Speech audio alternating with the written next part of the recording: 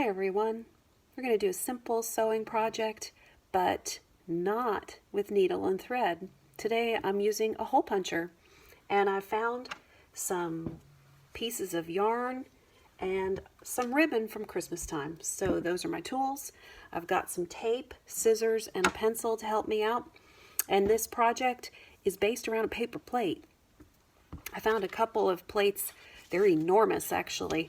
That really inexpensive kind that you have lunch on, or even a cake plate. That might be better size for this, but this is what I've got, so that's what we're doing these days. We're using what we've got. First thing I did was I poked a hole in the middle of my plate. You'll need an adult to help you with that. I used a pencil, and once I did that, I was off and going. I used my scissors to cut a really rough circle in the middle of my plate.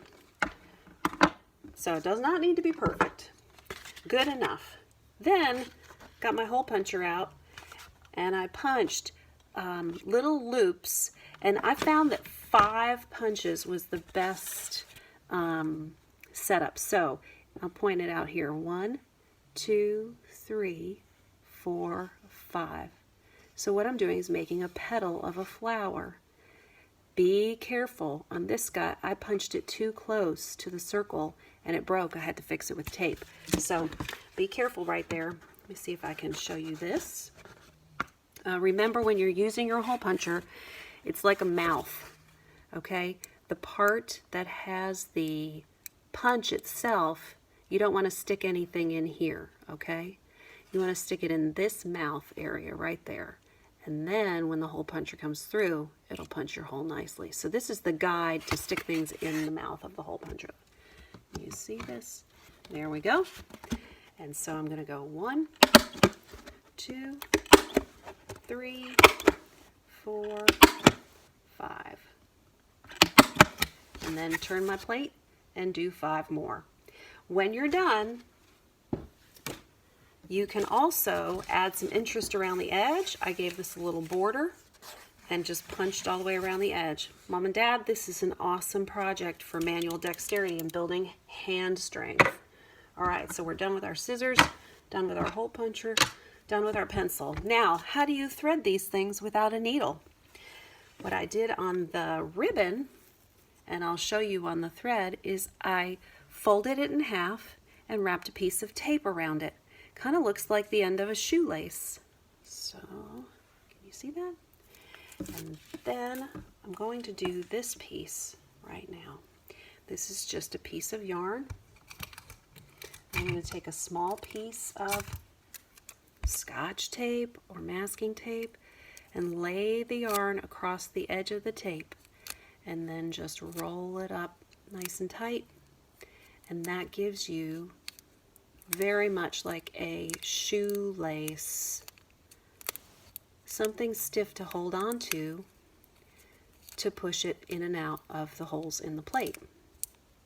Okay, there you go. So that's our needle and thread. It's just tape and yarn. What I did, this is the back of my plate. I found some orange yarn for the middle of this flower. You just tape it. When you're starting, tape the end of the yarn and then go across the middle until you run out. And when you're done, tape the other end. Then pick a different color and tape it on the back, and that's what I'm going to show you now. And work your way in and out with your petal color. And oops, that's the wrong one. In and out with your petal color. So I'm coming from the back, and then I came out the front, so I need to go back through the front in the next hole.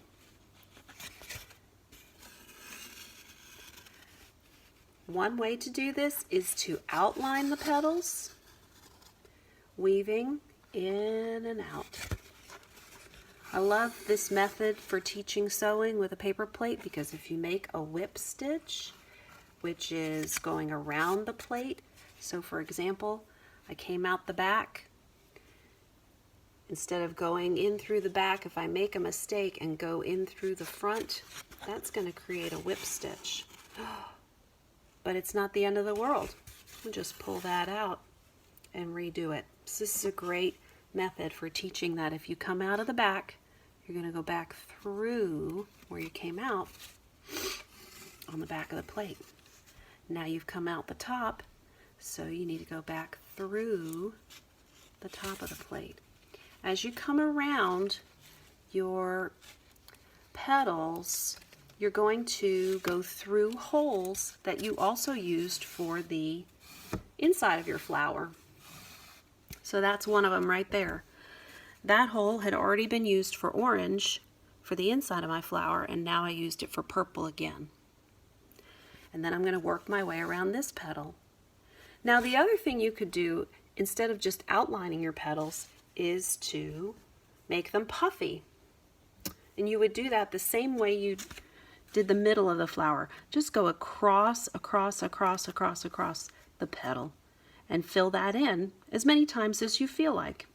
The more yarn you have, the puffier you can make your petals. And then lastly, I found this ribbon, and so I thought I'd show you. You can decorate the outside with ribbon. If you find something even thicker, that's fun. I taped it to the back. And again, I'm going to try to avoid whip stitches, so this is an excellent pre-sewing skill. Come through the back, and now I came up on the front side, so I have to go back down through the front side, pull it through. And like I said, moms and dads, we practiced this in kindergarten and first grade with our Valentine's sewing projects, avoiding whip stitches. So the kids should know about coming in and out. All your string on one side, come in and out of that side, and then flipping it over and doing the same thing on the other side. So one more time. I came out the bottom of the plate here, so I have to go back in the bottom of the plate. Pull it through. Awesome pre-sewing skills, inexpensive supplies. Have fun with it. Post some pictures of what you've been doing with needles and thread, or paper plates and hole punchers and yarn and ribbon. I'd love to see what you're up to. And I hope you have a great day. Check a Facebook page once or twice a day for more stuff. Thanks, Meryl Hyde.